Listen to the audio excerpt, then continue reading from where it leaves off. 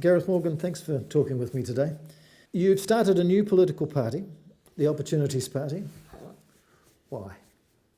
Well, I mean, I've been in this public policy space for a long time, Bryan, since,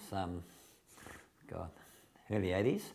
And what I've noticed over all those decades is the gap between best practice policy and what the policy advisors are telling or advising governments to do and what the politicians are actually doing has got wider and wider. And that's quite frustrating when, the policy advisory research community is all evidence-based and, totally objective and trying to further the national well-being and so on. And you see I think it's changed from political pragmatism to political expediency, what we're seeing. And I mean, the results are pretty clear. Not all boats are rising. And I just philosophically, I don't think you can sustain prosperity unless it's on a foundation of fairness. At a personal level, are you concerned about inequality and those sorts of things? Totally. Yeah, totally. I mean, and now, we've got a whole generation of young ones who I think are looking at a future that's so much bleaker than mine was in the 70s. I mean, when I was a kid in that, I worked in the bush, I funded myself through university, there's no fees to pay, of course, so hurdle wasn't that high. But there were jobs everywhere, right? And it was good money, and I was away, and I graduate, and even graduates got paid, really well. All of that's gone. I mean, these guys now are in casualised work, the wages are crimped, the accommodation costs are coming up underneath them. No wonder we've got the highest blooming youth suicide and mental illness and all these bad indicators in that particular cohort. I don't want my grandkids going into that world, so... You're not standing candidates in particular electorates, you're going for the party vote, is it? Well, primarily the party vote, but we will have about 15 electorate candidates as well. So we've announced, I can't quite remember, but I think we've announced about 10, we've got another 5 in next week, and then we'll shut it off. And are you at the top of the top list? Are you going of the list, yeah. Yeah, so you will go into Parliament if you get your 5%? Yeah. Or if we're actually, the way the system works, Bryan, if we get a seat, and then we're, what's that word, coattailed, which I hate actually, but that's the rule, those are the rules at the moment. But yeah, primarily 5%. And do you have preferred coalition partners? No. From day one I've declared that we'd stay on the crossbenches and we'd give confidence and supply to whoever the government was asked to form the government, if it's up to them of course, if they need us. But in return for confidence and supply, it's very simple. We'd say, we've got 15 policies here in this integrated set. How many of them are you going to give us? And then, let's say, just for sake of whoever it was, National Bloc or a Labour Bloc, I don't care. It's policy that is all I'm interested in. Let's say they said, well, you can have 4, Gareth, if you give us confidence and supply for the term. Okay, done deal. So then all we'd focus on is getting those 4 policies in place by the time we go again for the next election. Which 4 would they be? Well, that would be open to negotiation, so I can't. But I can tell you what the priorities for us are. By far the biggest one is tax reform, by a mile. Because, effectively, Bryan, I've been on for the last 20 years an effective tax rate, if I take the tax and divide it by my income, of 10% a year. There is no way that a wage earner can ever get that tax rate. So not only is that unfair, I'm an economist, right? I look at it and I say, well, actually, that's really holding the economy back because I go and invest where the tax break's biggest as opposed to where the wealth creation's biggest. That is not a way to run an economy. So on all measures, it's a terrible thing for us to have, so I'm going to smash that. Get that. Politically, there's a problem here, though, isn't it? It's a similar problem for the public for New Zealand First, which is that a vote for top is a vote for uncertainty. We don't know what government we are going to get if we vote for top. Many people might not want to see the continuation of a national-led coalition, regardless of what your negotiations with them are. Do you see that as a problem? Well, from my world, my world is not left, not right, but what works. So I don't actually care who I'm working with, and the real measure is how many of my policies can I get through. So, You know, the Nats, I think, have shown themselves to be incredibly flexible in order to stay in power, and so is Labor. You know, it's funny what these career politicians, how, you know, malleable they actually are when it matters. I mean, John Key was the master of this. So I don't care if it's the Nats or if it's Labor, you know, as long as we get progressive policies in place. And both parties have actually said to me privately, they love me. They love me because I'm bringing in pretty radical stuff, which we've got up there, that no one else is prepared to do lest they lose votes. I've got no votes to lose, right? And I sort of make this stuff respectable. So my worst scenario is I get nowhere, but these sort of policies that we need, like the UBI, that we need, are in the conventional conversation. That's the worst scenario. So, just turning to policy now. The unconditional basic income is a major plank in your proposals. Huge. Right. Yeah. Just talk me through it. What is it?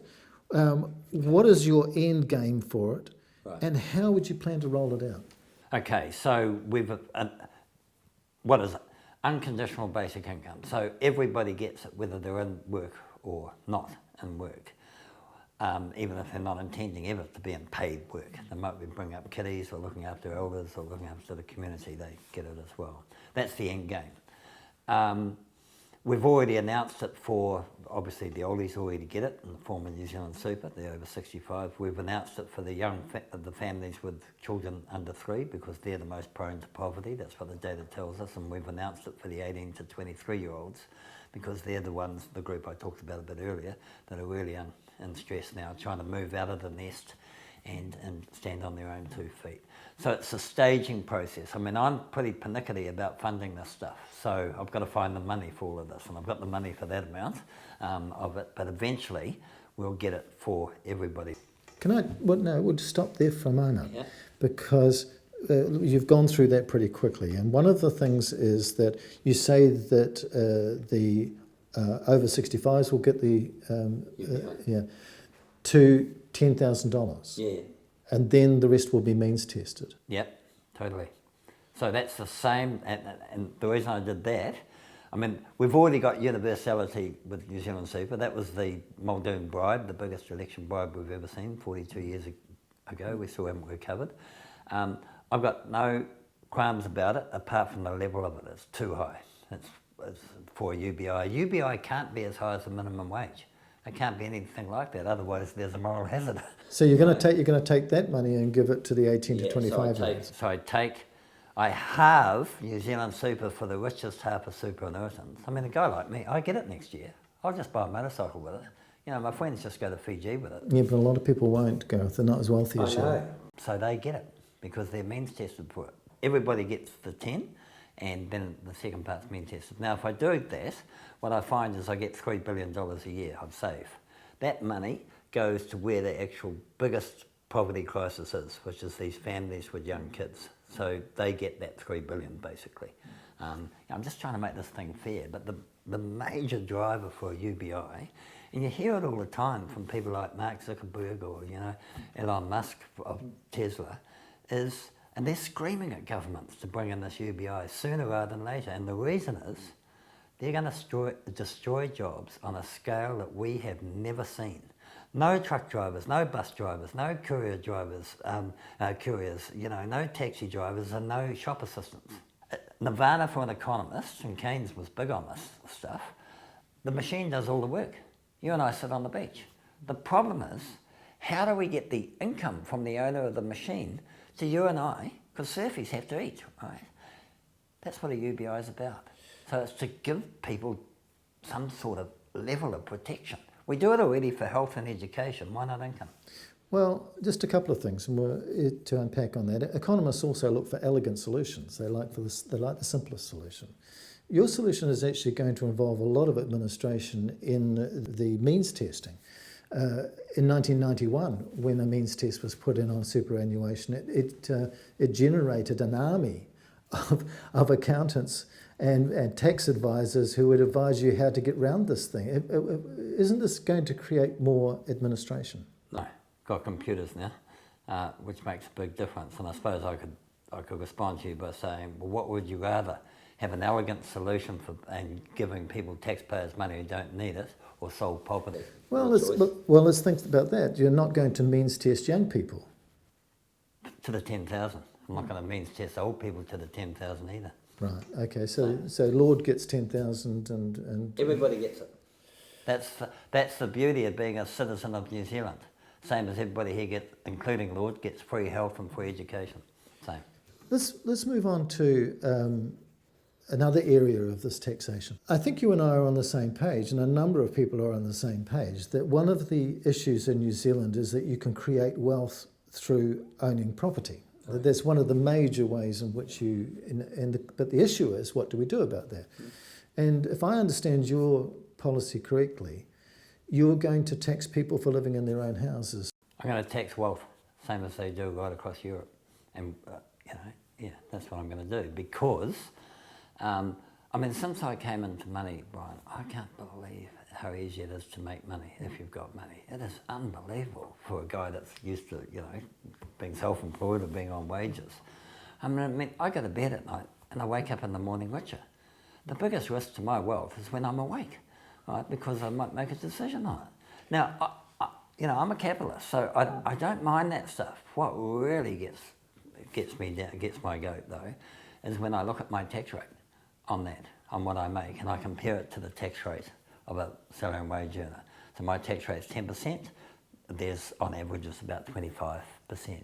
That's not only unfair, it means that I invest where the tax break is biggest as opposed to where I create the most wealth or economic output, which is that's low productivity is what that means. And so I just buy houses, as we all do.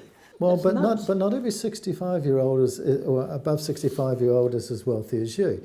They go to bed at night knowing that their house is going up in value, but they're cash poor. They're actually not got an income. Yeah. How is this going to work for people who haven't got an income but have a house that, through no fault of their own, is going up and up and up?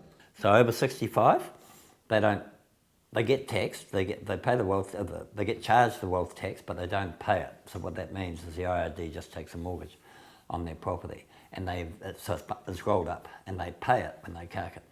So why not just have an inheritance tax? Well, same thing. It's an estate duty. Why all of this kind of tax you when you're in your house? Yeah, because if you tax it on one event, either the sale of a house, capital gains tax, or an inheritance tax, what you do is you're distorting still the year-to-year decisions. I'm taxing far less, but every year along the way, so that the investment savings and investment decisions aren't distorted. Very, very important for. I'm not sure I follow that. You have to explain it to me, because it seems to me if I sell my house and I make a profit on it, and you can tax me on that, and then you can also tax my children for passing it on to them. Yeah, but that's an event that might happen once in your lifetime or twice in your lifetime. If you and I both got a couple of $100,000, let's just say, and you put in the bank, and you get taxed on that return. I buy a house with it, good old days. Actually, I was in Gisborne last night. My average house there is $240,000, so I nearly buy a house in Gisborne, right, with 200. So I get a roof over my head for that same year. I'm not taxed on that. Grossly unfair. Nuts. That's the bit people don't understand. They're trapped in this world of capital gains, as opposed to, I get technical here, imputed rent. So what do you say to the person who says, okay, as someone said to me last night, I've worked hard for my house all my life, it's where my savings are for my retirement. It's not about being an investor, it's actually trying to look after myself and my retirement. Now you're going to say to them, okay, we're going to tax you, you can put it off to when you die, but some people are going to get pretty grumpy about having worked all their lives for something that you now say we'll have a lot of that. Okay, so let's say you bought your house at, 1970. You paid $200,000 for that house. It's now worth over $1 million. You haven't worked hard for the over $1 million at all. It's been a complete windfall. You've ripped off, actually, the wealth of the rest of the country. No, probably some people probably started with nothing, bought a house, did it up, did another one, worked hard, did it up to get to the house that's now worth $200,000. They wouldn't have behaved like that if house prices hadn't been going up and up and up anyway, irrespective of what you're doing them up. That's a windfall, and that's due to a loophole in the income tax system. It's completely wrong. Look, I'll tell you something. I've got a friend, Wilhelm, from Switzerland, and he was out here in February. He's quite rich. And over the month of February, he bought 4 sheep stations in New Zealand. He buys them like you and I buy shoes, right? I said, you're not even a farmer, what are you doing this? He said, I cannot believe this place. He said, in Switzerland, I pay tax on those funds each and every year, no matter where they are. I come out here, I put them in property, no tax. He said, it's a tax haven. It's even better than that because it keeps going up because you're all doing it. Well, He said, and now I'm a Category A migrant. Because I'm rich, you think I'm a great addition to your society. well, isn't that part of the problem? Here is a guy who's bringing capital flow into the country, buying up property, and the domestic economy, people can't earn enough in the domestic economy to buy a house. What are you going to do about foreign purchasing of houses? But you understand, I understand the issue, right? Yes, I understand. Yeah, so he pays, instead of 1.5% of the value of the of his wealth a year in tax, he pays 3%. Yes, but if I go back to I understand it, but if you go back to my question, isn't he creating a problem for us in 2 ways? One, he's bringing in capital and has got funds that New Zealanders can't get hold of. Two, he can actually just buy these properties over the phone from the other side of the planet. Yeah, well, I can't quite follow it. I mean, he can't take the land with him, so he's only a leaseholder. No, that's like not, same as all of us. That's not the can't issue. Go anywhere. No, let's forget about the farmer for the moment, and talk about a house in Auckland. A foreign investor buys a house in Auckland with money from overseas. Yeah. This pushes house prices up. Totally. And which means that people in the domestic economy who can't earn that, their wages are far behind that. Yeah. What are you going to do about foreign investment? They pay twice the tax rate we do, and that means I can drop your taxes. So you'll charge them twice? Twice, 3% instead of 1.5% a year. Totally. You wouldn't put a 15% foreign tax on as they have in Canada? This is a hell of a lot more. Is it? Adding 1.5% of the value each and every year. So you want about a 15% one-off. So this is your thing about you. It's a continuous. Each and every year.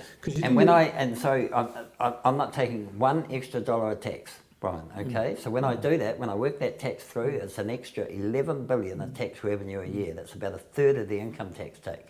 And so I have to give it back. How would I do it? For example, you'd cut income tax rates by 1/3. So that's a boost to the average salary and wage earner of 8% in their take-home pay. That is massive. If you wanted to do this and rolled it all out completely, you're looking at roughly $70 billion here, aren't you? You know, if you want to give $20,000 to every adult New Zealander, it's going to be around about $70 billion, isn't it? Oh, when we get to the we get to the full UBI. Ultimately. Yeah. But I'm not. We're not in this term going to the full UBI. Well, I mean, it was in my book, The Big Kahuna, how you fund it. It's pretty easy. But that's almost, I don't know, 80% of our entire tax take, $90 billion, I think is what we spend. Yeah, but all you're doing is shifting it from one pocket into the other. For example, myself, I get an increase, if we're talking about that, me getting the UBI, I get an increase in tax on the one hand, I give it back and, so that'll go out and then would come a UBI, so it's neutral. But a lot of the tax money goes into infrastructure, doesn't it? Roads and schools and all of that sort of stuff. Do you think you're going to be able to fund all of the things that we need in the future out of this method? Well, it doesn't affect the funding available for infrastructure or anything, because all it is a transfer between you and me, say. So, can I let's go for a moment to young families. A one-child family on the full working for families at the moment roughly gets $164.50. Well, actually gets $164.50. Now, $200 is not much more than that. Are you going to give them the $200 on top of the money they get for working families? No. It's a replacement. If they've got a benefit, to the extent of you're saying their benefit's $160? Yes. Yeah. So no. So for them, it'd be $40. So they're already getting a benefit. So it's neutral with respect to beneficiaries. They would, to the extent that their benefit is under 10,000. So they get either 10,000 or their existing benefit a year, whichever is the greater. Right. So no one's going to lose out. No. Right. No.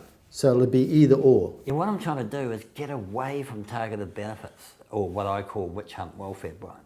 Which is, you probably saw the movie, I, Daniel Blake, which shows you how you kill people waiting in wins You just keep screwing the criteria until they top themselves. Well, New Zealand's really good at that actually, and getting better in terms of Uber targeting of benefits. So I want to roll back Uber targeting and roll in universality. I can't get rid of all targeting, I'm afraid. There's just so much of it now. Because our labour market's failing, because we're not paying people enough for full-time paid work for them to live on. Well, I think many people would agree that the wages have fallen so far behind things like house prices that it's very difficult. Yeah.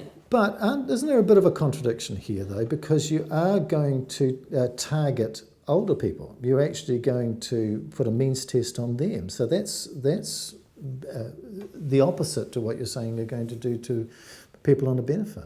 And the reason for that is because the superannuation, New Zealand superannuation, as everybody will tell you, is unaffordable in terms of, because of the numbers coming behind the baby boomers. That's because they're the ones who pay the bill, not us.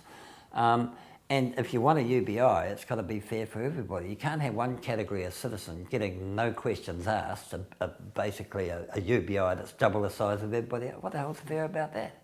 I mean, I keep telling you, I don't need it. None of my friends need it, all right? So some people do need it. So if they do need it, they get it. But otherwise, they just get the universal part of it, 10 grand, same as anybody else. And I can use the money to alleviate poverty. You like that, don't you? A lot of people who are 65 plus do a lot of social good in the community. Voluntary work that we couldn't actually, the society would fall apart if they stopped doing it. Agreed. And they're going to feel, some of them are saying they feel punished by being in this position with what you're proposing.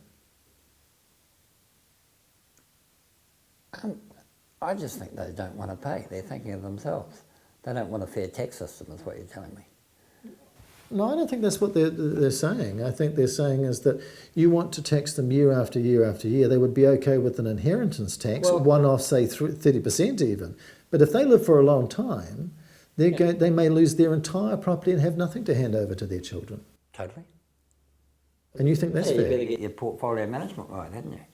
In terms of, how much you build in each asset class and how long you live with it. It's nothing really changing. So you think that people should be investing in other areas? Oh, they will as a result of this. So the money will no longer all go into housing, which is what our biggest problem here has been. But you and I are both children of that era. So for you and I, the baby boomers, this is, I don't know, like something out of Frankenstein. We're really struggling with it. But my point to you is that most of the world has a wealth tax. I gave you the example of the guy coming in. What you and I think have grown up actually, thanks to Muldoon, as normal, is not normal. And look at what it's doing. If I take Germany, right? Germany's a hell of a lot more prosperous country than this one is, right? It's gone incredibly well. It has, until the migration thing hit them, it had had no, for 40 years, increase in its house prices over income. Look at New Zealand. They had long-term leasing arrangements as well, totally. which we don't have. But that's part of the policy. But we used to have it. It was called state housing. Yeah, we did. I agree with that as well. But there's no silver bullet here. The whole thing is a package. And what I'm saying is, when I bought a house, it was Joan and I bought our first house. The average house price 3 times the average income. It's now 8 to 15, depending on where you live in New Zealand. There is no way this next generation coming is going to be able to own its own house. Even if I stop the house price inflation today, we're going to have probably 60% of our people being long-term tenants, which I have no issue with, as long as we reform tenancy law, which we have to protect them.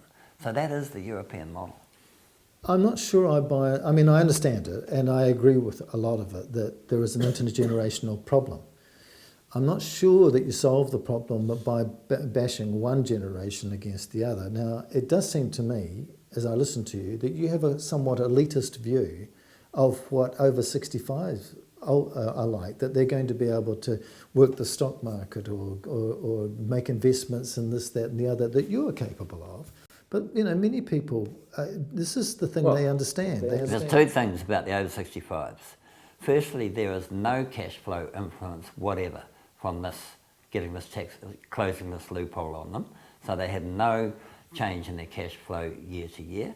Secondly, even though we're halving the New Zealand super, if they need it, which some certainly do, which is the group you're talking on behalf of, they get it. Actually, they get a bit more.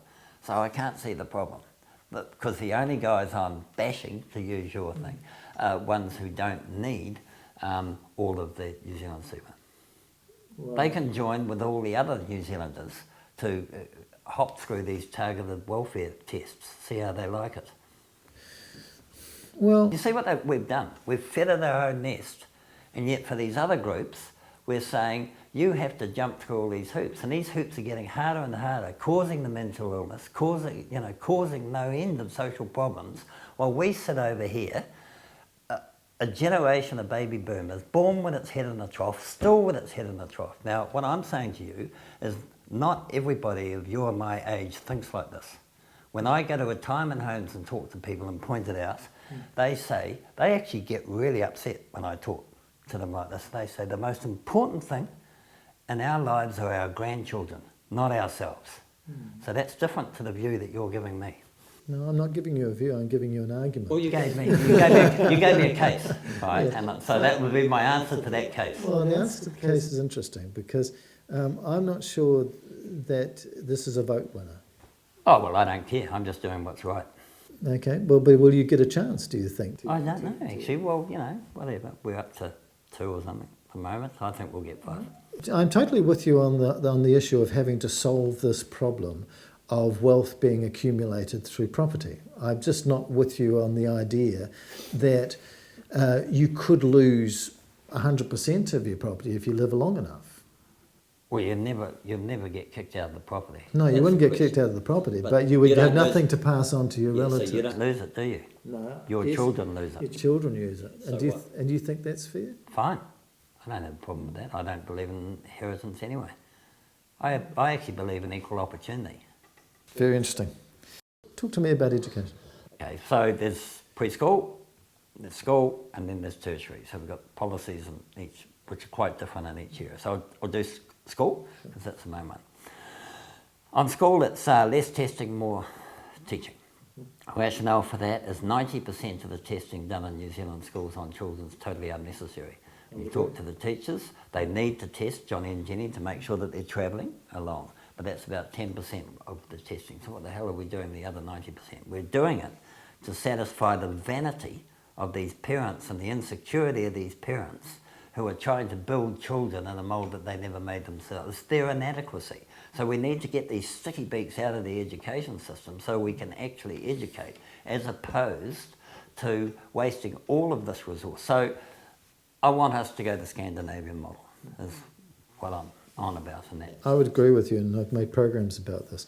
The other area that is why all the testing gets done is to supply data, junk data, to the ministry so that it can try and prove that it's done good or bad. Would you depoliticise the ministry? Please. Yeah, totally. And also get rid of tomorrow's schools and go back to yesterday's schools. Because all the evidence tells us when, because it's educational apartheid, is what it is, that when you start busing kids across town or whatever, that the ones that get moved to the decile 10s don't do any better than they would have otherwise, right? Because, of course, most of their education's coming from the home anyway. It's that sort of family that does that. But by God, it hurts the residual school, the ones left behind who suddenly don't have the resourcing, either in sometimes intellectual, but sometimes money, whatever time, of a fully balanced community. Basically, it's the poor parents are left to suck the salve here. Well, so I hate that stuff. In the documentary I made about education, I did go to Finland, and I went to America, and I went to a variety of other places, China. And a light, centrally administered education system seems to be the way to go. I mean, we're duplicating administration right throughout the system, and that's a waste of money, but it also has generated a system of rich and poor schools. And in a public education system, there ought not to be rich and poor schools. This is a hangover from that sort of Alan Gibbs era. What he did to cheese, remember? That the hospitals weren't allowed to talk to each other, no collaboration, so you could have an empty x-ray machine, I could have mine queued up, and I wasn't allowed to ring you up and say, hey, would you like some of mine? Because the Commerce Commission would have us both in court. That was Alan Gibbs, right? Competition between public health providers. we've got more or less the same thing in education. We've dealt with the health, we haven't dealt with the education. Well, it was disastrous, really, because teachers, I was a teacher in the 70s, before Tomorrow Schools, and we used to share quite naturally. In fact, you got brownie points for sharing because, somebody had a good idea, and then you would go and talk to another school, or there'd be and then it became very competitive. Now they've had this wonderful idea that maybe we should have centres of groups of schools getting together to share ideas. Well, we used to have it. It was right throughout the country. I do think, my personal view is that we should be depoliticising education, going back to a Director General with regional boards and things, input. And health, what would you do? Health, the main thrust in health is more prevention. So we did a study on health a few years ago and published a couple of books on it, and what we found was that you get 4 times the return if you invest the dollars in prevention rather than the ambulance and the hospitals. So of course my next question was, what are we trying to prevent? What are these things we're trying to prevent in New Zealand? And of course that led me straight to the whole obesity related. Well, it's the diseases of poverty Yeah. So obesity related stuff. So what we're looking to do there, and work in conjunction with the sort of health experts in this area, is we'll classify food, 3, be red, amber, green, tax the hell out of red, and take every single dollar and put it into subsidised green. So there's no income effect on the poor. What about GST? Would you take GST off food? No, because GST, but I do it another way. I just do it with an excise duty. So GST is a red herring. I just put extra 20% on red food and take all of those dollars, exactly those dollars, and subsidise green food. You make it sound simple. It is simple. But Technically, it's really simple. Technically, is it? I mean, who decides what's red food and what's green food, and who decides? The nutrition people, not me. The nutrition people. They're saying they can definitely classify this set of foods as red. They've got a huge swathe of foods that they can't, so it's amber, so nothing affects them, and then they, of course, they know with whole food what's green. Just to go back, this will be the last question, but just to go back on the $10,000. You get the $10,000, and if you earn more, do you have to pay back any of that, or do you earn less? Does it taken off your taxes? Is it abated? You're talking about UBI. Yeah, go back to that. Okay, so it doesn't. You work more, you earn more. It's tax free $10,000. Yes, after tax. Yeah, after tax. Yeah. No, you don't abate it. That's the whole problem with poverty traps. Stephen Joyce goes on and on why, when his reaction to my UBI for the young ones was, oh God, we can't get them to work now. Morgan's going to give them 10 grand, it'd be worse. So what Stephen's telling us, he wants to starve them into paid work. The reality is that for those people, that the costs of going to work, in terms of the cost of going, the direct cost plus the abatement on the targeted benefits they suffer, outweighs the peanut wages that Joyce is paying them to pick fruit. That's the reality of young people today. But rich kids don't need the $10,000. Their parents can look after them. Rich oldies don't need it either. Thank you very much, Gareth. Okay.